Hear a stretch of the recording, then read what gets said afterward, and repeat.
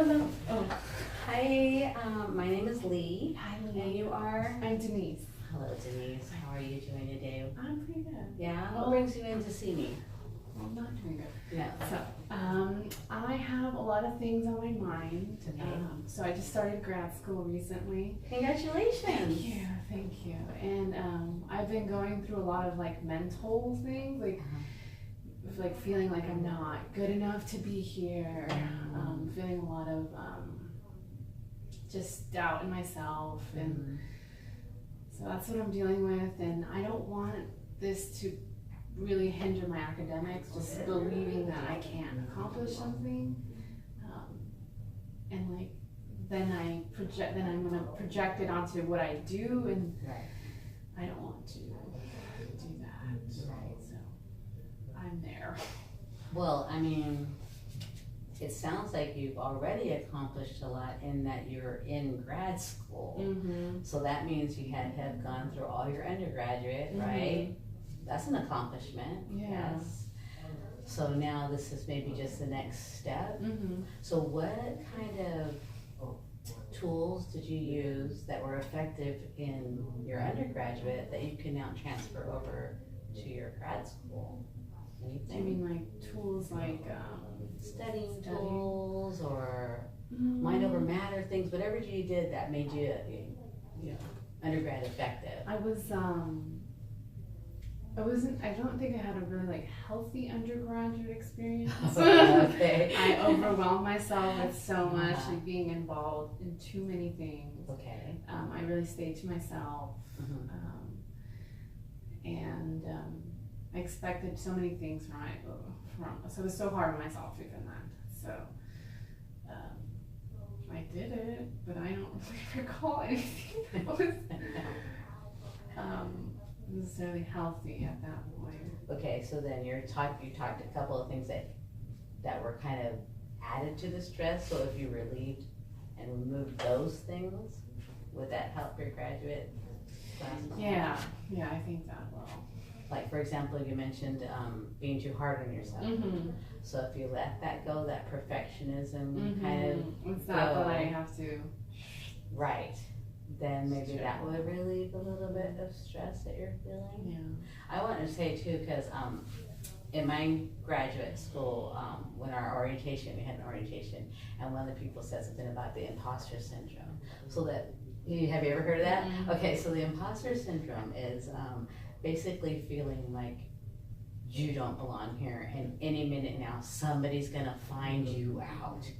They're gonna discover that maybe you were supposed to be on the no list, but you actually slipped into the right. You know what I mean? That kind of, and that feeling of like, oh gosh, how am I gonna do this? I'm gonna be found out like I'm an imposter. That's what they call it, the imposter syndrome. It's relatively normal. A lot of graduate students who are just freshly new in grad school feel that way. Yeah. So you are not alone. Definitely resonates with me. Yeah. Just feeling that. Yeah. Yeah, I bet if you spoke with some of your cohorts, you'd discover that. Everybody feels that way. I would. That would just be my guess, and 90% or the majority of them would probably feel that exact same way. So. Yeah. But back to the perfectionism part of, like, when did you first feel like you had to like perform? I mean, yeah. I think it was just, being raised, I think in the U.S. for a lot of my life, like that itself here, I think the U.S. I have to like, undergrad, I have to prepare myself for workforce after graduating. So I always was like involved. I had to do this, so I could get a job, and it was this drive, this continuous drive that I had to fulfill to do that. And then once I was out in the workforce, I realized there was less stress, that I was just stressing myself out too much. So I think it came about maybe like high school when I was having to do AP, when you're in high school, what comes next is college, what comes after college is that. So I think that trend continued from like high school, having to be so involved in high school, doing this, a million fucking things to just to like make it in life. Right. And then I thought that was what I had to do, and I had to make a great application. I had to become a great resume. I have to do that. So I think that's where it started. Mm-hmm. I hear a lot of like, I had to. Mm-hmm. It sounds so much pressure. Like, who told you had to? Like, where did you get that message? Was that something intrinsic, or do you remember something coming from? I think it was both inward and from external sources. Okay. But I'm the only one in my family that enjoys academics, or that's pursued. Well, my little brother's also here in CSUB, but I've always been like that. The books. What is it called? The Book smart person, whatever. Mm-hmm. So I've always been that person in my family. So I'm the first one to go to college and graduate. So I think that pressure of like being the first. Yes. And my family I don't think they put expectations on me, but I think I just do it on myself. But I see that I'm the first. I see that I'm the book smart person. So I have, but it's not really them. They don't think, did you no, right. They're not. So you've kind of taken on that role of being like the leader. The leader, yeah. Okay. So. And with the leadership comes responsibility. Yeah. So you feel that responsibility. Yeah. So. Yeah. So what do you do like for fun to kind of just decompress? I do. That's what I'm really working on. Like remembering that I have to enjoy life and not just work my ass off every fucking time, every day. So I do little things. I have to. I don't even know how to. Maybe like I do yoga. I do it on my own. I decompress through that. I really enjoy reading and psychology, but then I don't want to use it as a source of just work. Like separating myself even from that. So I guess I would do that. Being around family, my nieces and my nephew. Sometimes it's hard for me to even disconnect while I'm with them, and I'm like thinking about some assignments and things like that. Not because it's due the next day, but because I should be doing this and not that. So there goes that pressure. Even in the pressure's there all the damn time. Right. So that makes it tough. And I'm feeling the difficulties in, or like that perfectionist self idea of me coming out here in grad school. So and I practiced so much like not being a type A, because I think I am not that type, but I've somehow like embraced it. You've adopted it, but I'm not. Like I'm this free flowing person, and I think coming back to school is what's like it's causing me to like triggering me to like have to be this. I have to do this, right? And I have whoa, and it was all just coming back to school again. And it was the same school, so maybe that's what. Yeah. The same thing, the same pressures. And I'm a different person than when I was back then. But those same similar feelings are coming about. I can't do this. I have to do this. I have to do that, and everything like that. So I don't know. Yeah, no, it's interesting. Just what I keep hearing is the hads and almost like you're shoulding yourself to death. Have you heard that? Shoulding, SHOULD, shoulding yourself to death. I should, I need, I must. Yeah. All these kind of like pressure Yeah. filled words, you know, instead of what I'm missing when I'm not hearing from you is I enjoy, I like, I find pleasure in. Mm-hmm. You know what I mean? Yeah. So that's where I'd like to kind of, I don't know, maybe focus on that because, so let's do like this, like 85% go with the shoulds, because you should study, right? Mhm. You're in grad school, Yeah. you know, and you should do your best, right? But maybe 15% is I enjoy, you know, Mhm.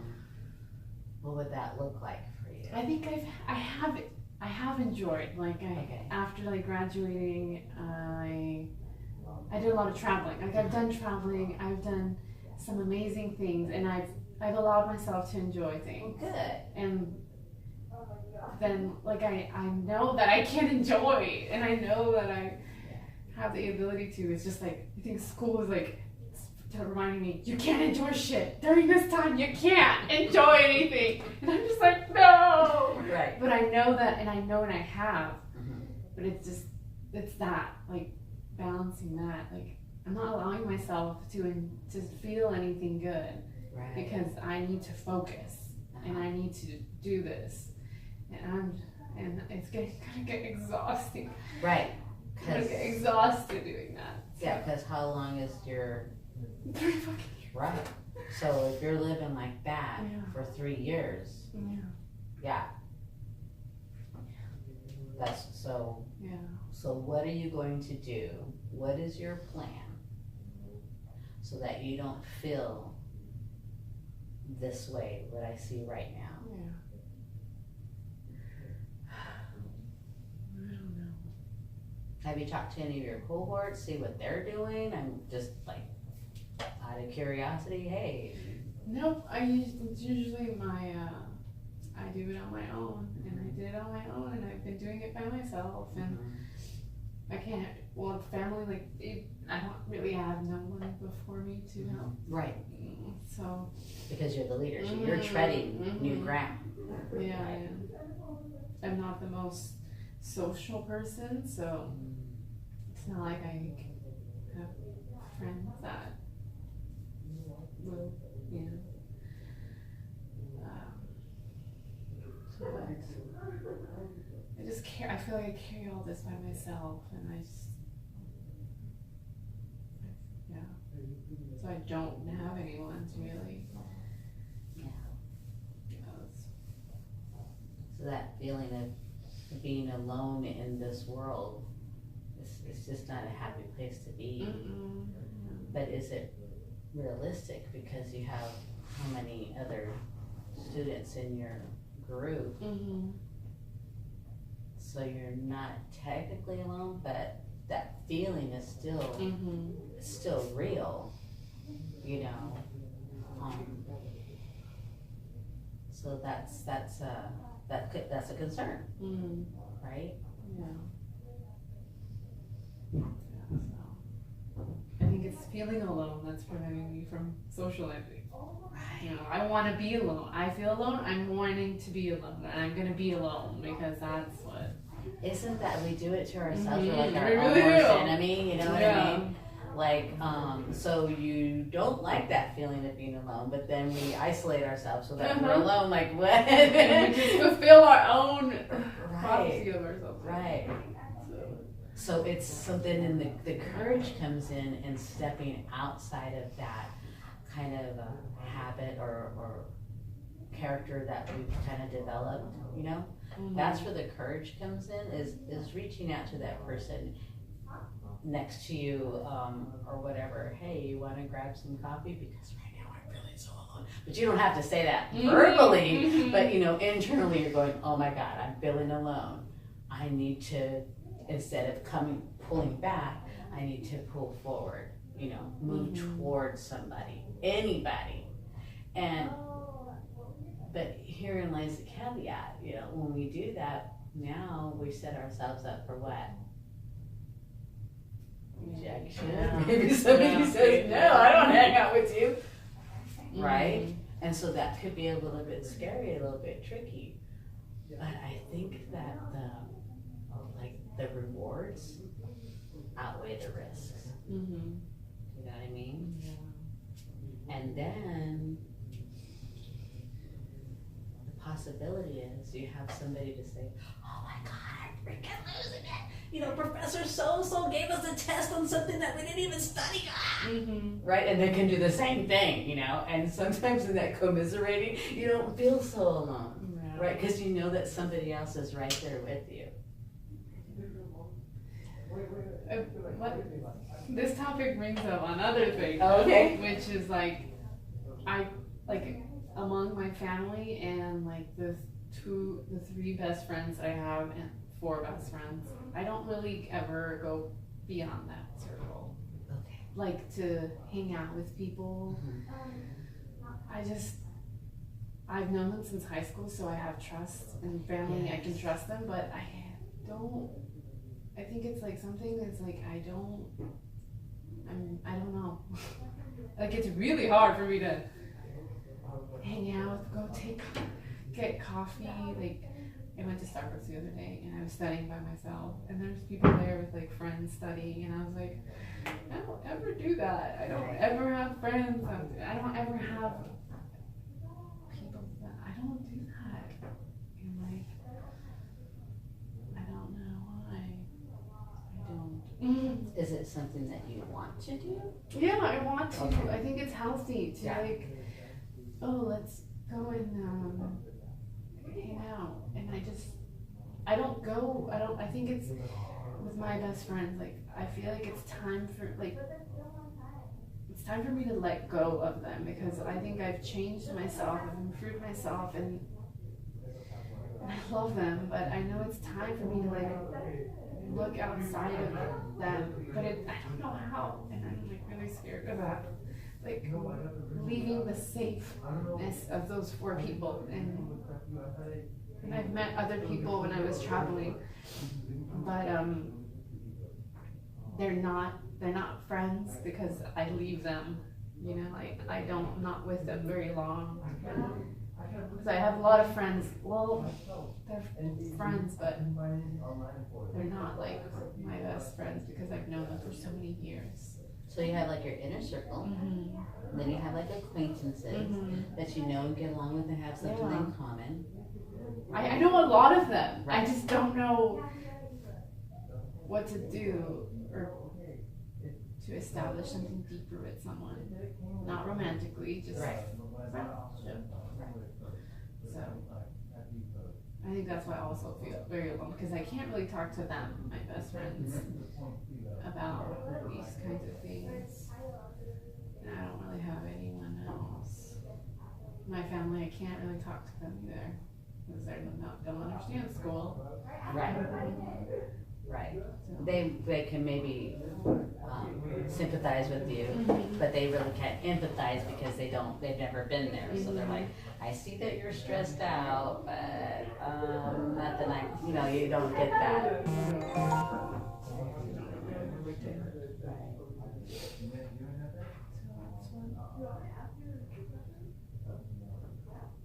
And I don't really communicate with my brother about it because we just don't really communicate in my family. Okay.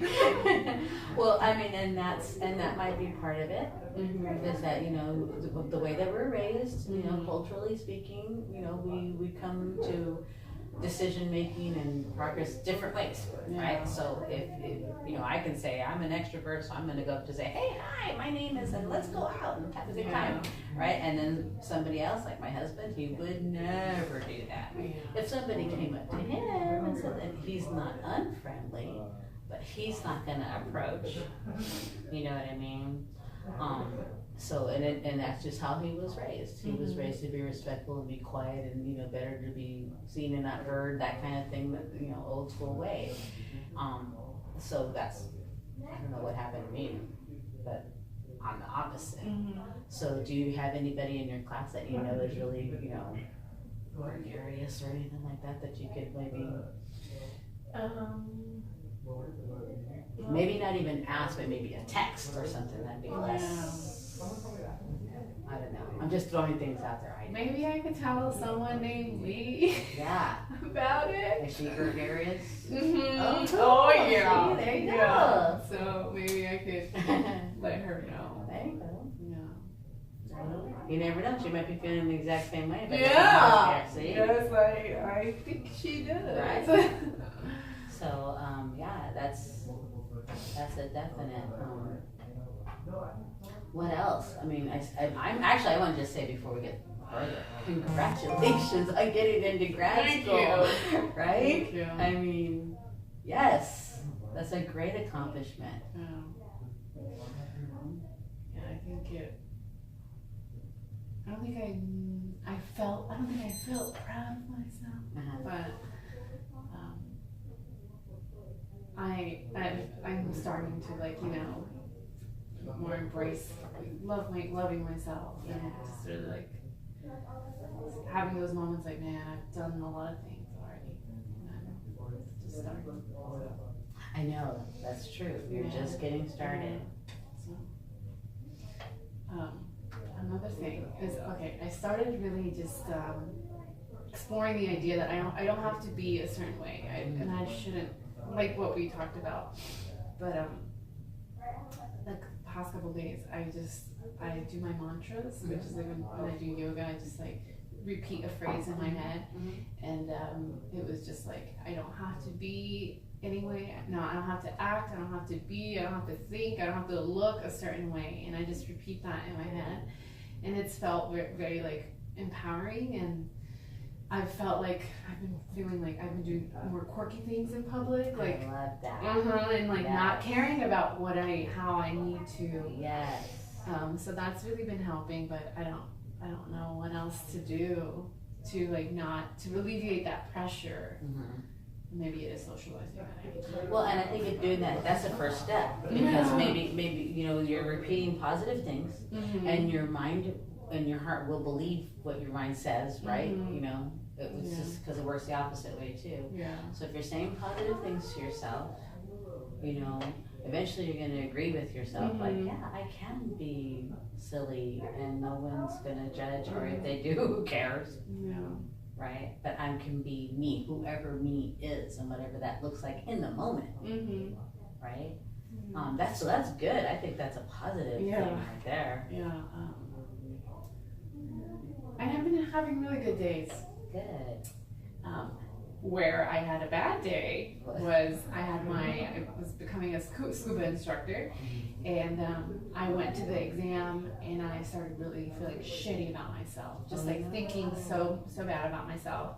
I did really bad on the exam because, again, I was having bad thoughts coming into this exam, thinking I wasn't gonna pass, thinking I'm not good enough to be here, thinking the same thing I always think about myself. And then I passed the exam, and I wasn't celebrating because I felt so emotionally drained. I lost it. Like during that weekend, it was like a 2-day examination period. I had butterflies. I had something in my throat. I had sweaty palms, like all the physiological symptoms of stress and anxiety, overwhelmed me. Yeah. And then when I passed the exam, I just sat in my car and I was just like crying, but I wasn't happy that I had made it, because I was like, why did you get so stressed, Denise? And I let stress just take over. And I think, and then that was during the first week of grad school. That's when I was studying for my scuba exam, and it was then that first weekend after grad school. So then I felt very overloaded. All that whole exam just stressed me out, and after the exam, like that week, I started just like feeling really low about myself. And I know it was just like me just thinking very low about myself. So now I'm like exploring all that, like why did that exam trigger me to go so berserk on my stress and anxiety, like so yeah. Should have maybe started there. Yeah. Took you back over there. That's like, okay, this is like Pulp Fiction. You start at the end and you work forward. Yeah, exactly. Yeah. that's okay, you know, and sometimes that's how the mind works, you know, we're starting the moment, then we kind of trace back, well, this is actually why? where it began, and you can kind of see that. I think you just discovered something.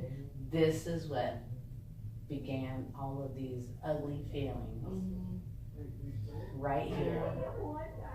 But I also see that you've progressed because now you're saying positive mantras to yourself. Yeah. So to me, I think you already know, like intrinsically, you already know what you need. It seems like I think I forgot it though. but little girl Denise needs big girl Denise, adult Denise, to say it's okay. We can play. Yeah, and I just want to play sometimes. Yeah, definitely. Yeah. So giving yourself that permission. Yes, you have to study. Yes, you have to do the assignments, right? But yeah, you gotta play a little bit. Yeah. Right? So this summer I was able to teach scuba diving, and it was, again, the thing, like, I really love scuba diving, and it's taught me that I enjoy it. Before I didn't know the things I enjoyed because I never allowed myself to enjoy shit. I never enjoyed stuff. And then I love it. I love it. Nice. But so I came back from there, and I was like so happy because I was teaching in an island, and I was under no stress. You know, there was no expectations. There was nothing, no pressure. And then I came back here, and I was just like, you know, this super like, just chill. Like, I got this, grad school, whatever. I already know this. I'm confident in myself. I know myself. I've done therapy before. I've worked in therapy before. Like, I was just thinking really good, positive things. And then that exam did that. And it just like, and it's literally felt like I just forgot because I did so much work on myself while I was in the summer teaching in Cali. But I like realized a lot of things about myself during the summer. And before. But it is. And then I feel like I just forgot it all. After that fucking exam, I just like forgot everything to self-love, like self-love. I forgot it because of that. So I'm bouncing back. But Definitely. I don't know. One little example do that to me. Yeah. Well, it was an important exam, right? It was, yeah. So, That's something I'm going to pursue later. right. So I think that's kind of, semi-normal, not the part that where you beat yourself up about it, but just that having that pressure and know that because you know that it's an important exam. Yeah. I think sometimes we can do that. So kind of like the what ifs start happening, like, well, what if I don't pass? What if, and then what if, and how come we don't ever what if up? Like, what if I pass and I become like this famous scuba diver? Like, you know what I mean? Let's go what if up, right? Yeah, what if up. I like that. Right. Yeah. And I always wonder that, even with myself, why do we what if down? Because that only brings our mood down. Yeah. Then we're in a crisis and we're balling in our cars. But if we what if'd up, see the difference? How that could. Yeah. It was the same feelings that I felt, that I've been feeling recently for grad school. Like in the exam, I remember thinking like, I shouldn't be here. And I'm so grateful for opportunities that come to me because I just take them. I'm just like, oh my God.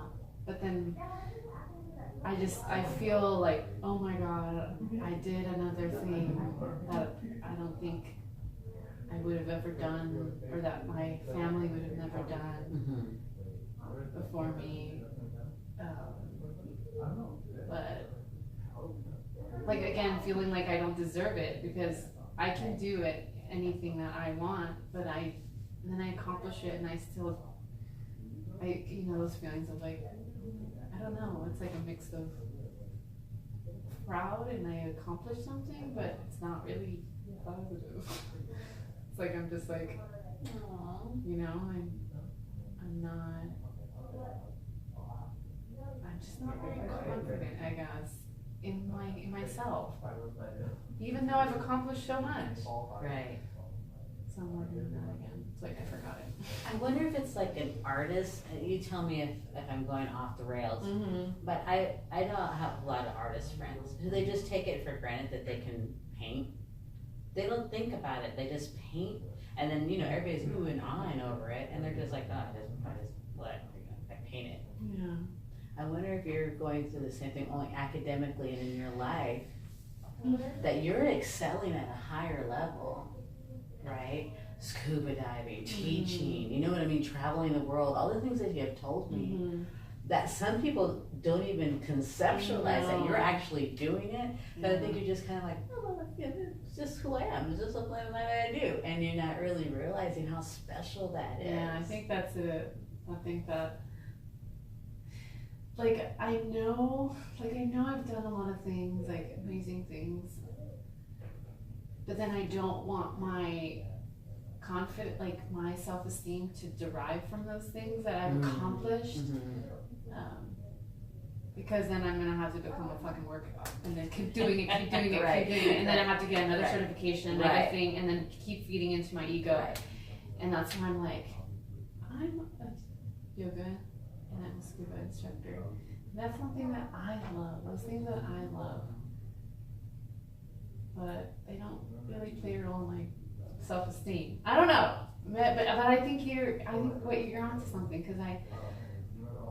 but then that's me not wanting, thinking I don't want to rely on those things because I used to a lot.